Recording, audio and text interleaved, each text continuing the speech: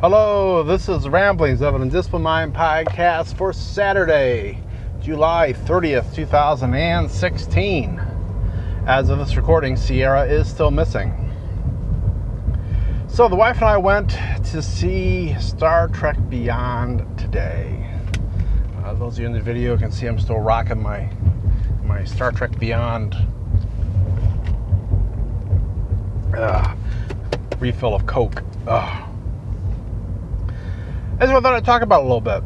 It was in the interest of kind of remembering where the series left off. We sat and watched Star Trek Into Darkness last night, and the funny thing about that is the wife remembered nothing of it at all. Now, I'm thinking, well, I shouldn't say nothing. She remembered the little bit where Kirk died, and she remembered that Kirk died, but she didn't remember that Kirk got brought back to life.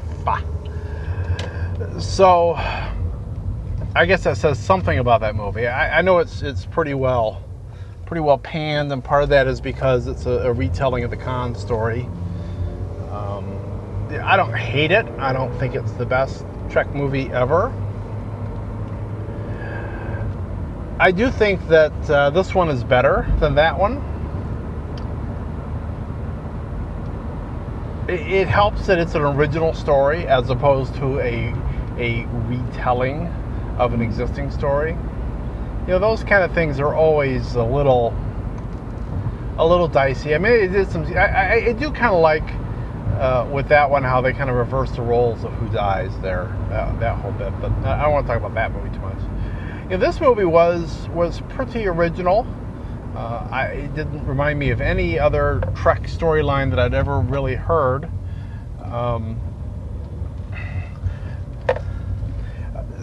Somebody called it adequate on Twitter, and I would say it was better than adequate. I mean, I thought it was a fun time. It's a popcorn movie. That's what they're supposed to be, or at least what the J.J. Abrams incarnation of them is. A little bit of high adventure. It was kind of a nice change of pace because you were starting to see the maturing of Kirk a bit. And that was something that's been kind of a theme all throughout these three movies with Chris Pine's version of Kirk, is that he needs to mature. But there's this character whose name I totally blank on, but she was this woman that had a very pale face and then had all these black lines on it. She was there working with Kirk and with Scotty and all that. Not once did Kirk hit on her or try to or do anything like that. Which, older, younger Kirk, and even probably Shatner Kirk, would have totally tried that. There were some things that were kind of not explained. By the way, if you haven't figured it out now, some spoilers. I'm not going to go through the whole plot line, but basically you've got yet another threat to the Federation. While Kirk is in the middle of his Kirk and the Enterprise are on their 5-year mission. They're in year 3, and they're kind of feeling it. They've been in space a long time,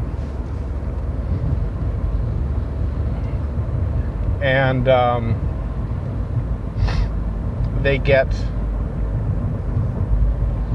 they pull into this place called Yorktown Station, which is this massive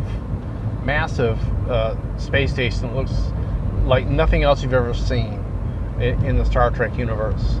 And they kind of go there for a little R&R, and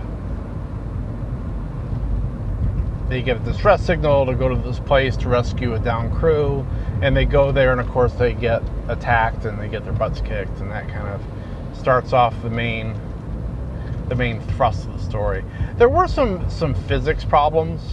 There's a time where they are sliding down this surface that is already at a steep angle, and then stuff is happening where it's getting steeper, and this would be several stories worth of sliding / falling, and no ill effects whatsoever. So to me, that was a little, I don't know, that seemed a little much. The main bad guy that we run into, he's got a certain look about him, and then that look constantly changes throughout the course of the movie, so that at the end, when it's convenient, all of a sudden he's morphed enough that we can recognize who the character is because of plot. But there really wasn't any reason given for why his facial features are changing. Because he had, when we first saw him, he had these little white dots that were going all the way around his mouth, and I noticed those. And then later on, they're gone. I'm just like, okay. And he had these ridges along the side of his head, and I was like, well, those look less pronounced. So I didn't quite know what to make of that.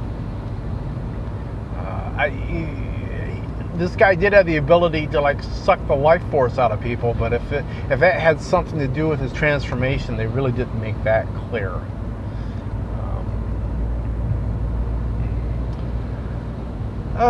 What else? It was, the special effects were really good. They did some, they destroyed the Enterprise again.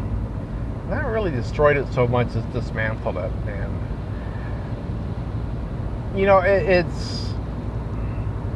it's kind of to the point where it's like, well, why destroy it every time? I mean, they did it on Star Trek 4, and it was a shock to the fandom, and I guess, well, I don't know, they pretty much just destroyed it in these previous movies too, or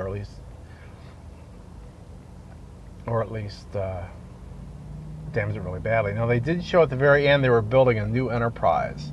And it was really cool because it had elements from the original TOS Enterprise, and it had elements from the Enterprise that we've been seeing in these J.J. Abrams movies. So the dish, the front edge of the dish looked very, very retro TOS Enterprise. The nacelles still look like the nacelles that we've been seeing here in the recent movies.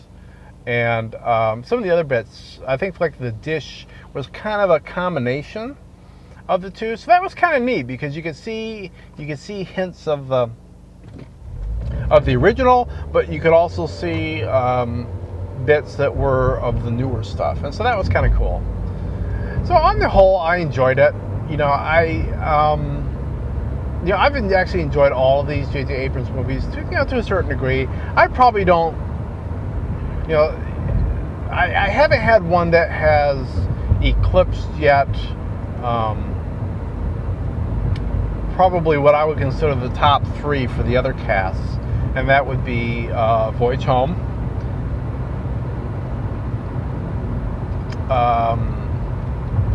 Generations, and, well, I guess I'm going to have to go 4 because you got Khan, Search for Spock, Voyage Home. Those 3 are really strong.